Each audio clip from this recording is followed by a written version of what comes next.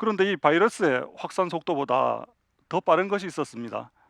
그것은 이 근거 없는 혐오였습니다.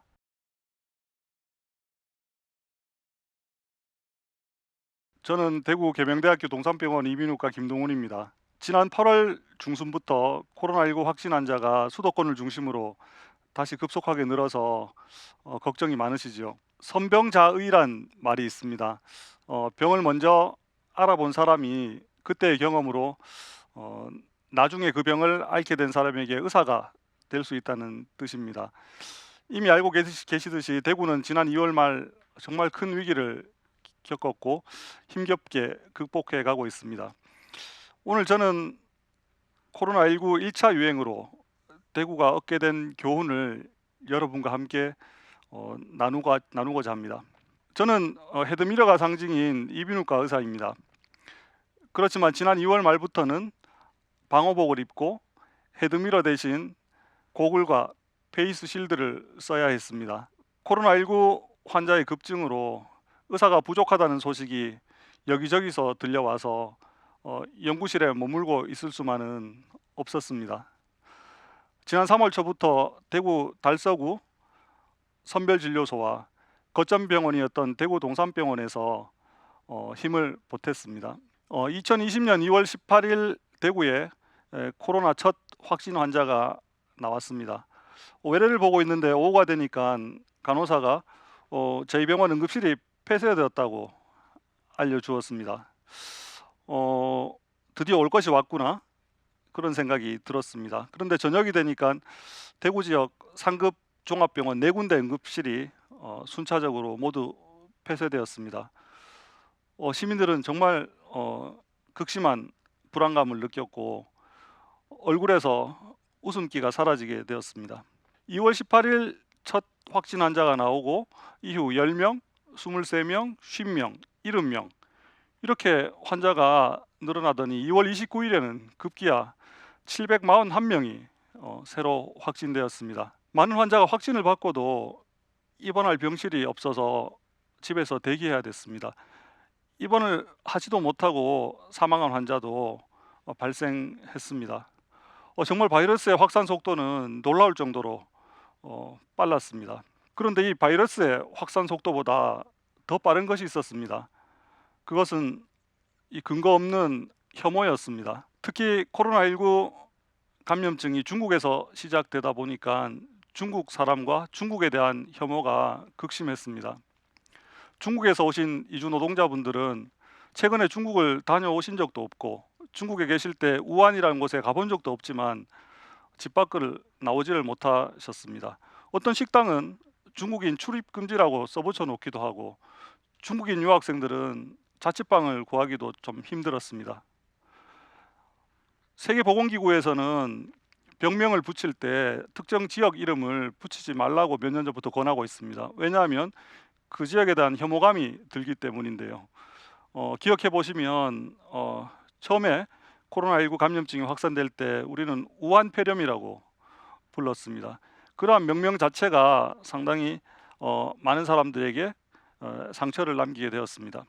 그러다가 2월 18일 날 대구에 코로나 환자가 처음 발생하고 환자가 급증하자 그런 혐오의 분위기가 대구로 부메랑이 돼서 돌아왔습니다. 대구 폐렴이라고 부르는 분도 있었고요. 근거도 없는 대구 봉쇄 얘기가 돌기도 했습니다. 대구 환자가 서울병원에 예약을 하려고 하니까 예약이 안 되기도 했고요. 많은 기업에서는 대구에 출장을 가지 말라고 해서 동대구역에 내리는 사람이 거의 없었습니다. 이런 과정에서 대구 사람들이 상당히 많은 상처를 받기도 했습니다. 그러나 이러한 혐오와 차별은 이런 코로나19를 이겨내는데 아무런 도움이 되지 못했습니다. 그러면 과연 무엇이 대구가 위기를 극복하는 데 도움이 되었을까요? 첫 번째로 전국에서 달려와준 2,500명이 넘는 많은 의료진이 대구에게 큰 힘을 주었습니다. 실제로 제가 가보니까 선별진료소에는 의사 선생님이 24시간 일하기도 하고 간호사들은 인력이 부족해서 12시간씩 교대로 일하고 있었습니다. 그래서 제가 속한 인도주의 실천 의사협의회 의사들은 선별진료소에 힘을 보태기로 했습니다.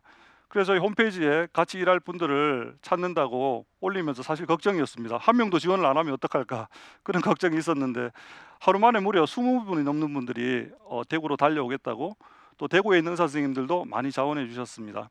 거기에는 정년퇴임을 연합는 선생님도 계셨고 새내기 의사 선생님도 있었습니다. 서울에 있는 어떤 선생님은 2주간 봉직하는 병원에 휴가를 내고 대구로 달려오셨고, 부산 서면에 개원하고 있던 어떤 선생님은 생업을 포기하고 병원 문을 닫고 대구로 달려오시기도 했습니다. 감염에 우려가 있다 보니까 항상 선별진료소에는 긴장감이 흘렀습니다. 그렇지만 저희가 즐겁게 일하기 위해서 여러 가지 방법들을 이용을 했는데요. 먼저 방호복을 입으면 누가 누군지 잘 알아보지를 못하고 또 N95 마스크까지 끼기 때문에 잘 알아보기가 힘듭니다. 그러나 서로 소통이 중요하기 때문에 등에다가 아주 굵은 펜으로 큼직하게 이름을 썼는데요. 거기다가 별명이나 애칭 같은 것을 같이 써주기도 했습니다. 생일을 맞은 분에게는 생일 케이크 그림도 그려줬습니다. 또 파견 온 군장병들이 도시락이 좀 양이 적은 걸 먹는 것 같아서 의사 선생님들이 갈비탕을 한번 샀습니다. 그러니까 장병의 부모님이 어떻게 아시고 또 그 다음날 삼계탕을 사고 그 다음엔 또 간호사가 맛있는 도시락을 준비하시고 해서 사실 일은 힘들었지만 이렇게 서로가 서로를 위하는 마음이 있어서 저희가 힘내서 일할 수 있었습니다. 코로나19 전담병원이었던 대구의료원하고 대구 동산병원에도 많은 분들이 찾아오셔서 큰 도움을 주셨습니다. 특히 간호사들이 정말 고생을 많이 했습니다. 격리병동이다 보니까 다른 분이 들어올 수가 없었거든요. 그래서 간호일 이외에 배식을 하는 일이나 병동을 깨끗하게 하는 일, 이런 것도 전부 간호사들이 해야 되는 몫이었습니다. 60명이 넘는 환자가 입원해 있는데 간호사 4분이 일하기도 했거든요. 아파도 내가 빠지면 다른 분이 일을 더 해야 되기 때문에 쉴 수가 없었고, 일을 마치고도 영안실에 붙어 있는 아주 작은 방에서 쪽잠을 주무시는 모습을 보면서 참 마음이 아팠습니다. 또 대구가 위기를 극복할 수 있었던 가장 큰 것은 국민들이 보내주신 염려와 응원이었습니다. 마들렌 쿠키를 구워 오시는 분, 식혜를 만들어 오시는 분 있었고요. 그 다음에 타지에서 오신 의료진이 많다는 말씀을 듣고 네일을 5박스나 이렇게 보내주신 분도 있었습니다. 광주에서는 80년 5월 광주가 가장 아프고 힘들었을 때 나눔과 연대의 상징이었던 518개의 주먹밥을 만들어서 보내주셔서 정말 감동을 받았습니다. 하루는 박스가 배달되어 왔는데 보내주신 분 쪽에 은화 다윤이 엄마라고 적혀 있었습니다. 박스를 뜯기도 전에 정말 코끝이 찡했습니다. 은하와 다윤이는 수학여행을 떠났다가 무려 3년이나 돌아오지 못하고 있다가 세월호가 무트로 올라온 이후에 엄마 곁으로 돌아온 정말 사랑스러운 두 딸이었습니다. 팽목항에서 정말 칼바람을 맞으시면서 느껴보니까 이 핸드크림이 필요하다는 생각을 하시고 우리 손소독으로 계속되는 손소독으로 손이 거칠어진 우리 의료진을 위해서 핸드크림을 보내주셨습니다.